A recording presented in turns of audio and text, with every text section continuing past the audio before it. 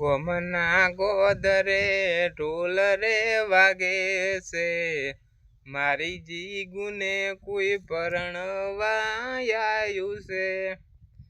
એ તો ઓ ભરીને મારા કારજા કપાણા, રોઈને ઓખું મારી લાલ રે થઈ ગઈ.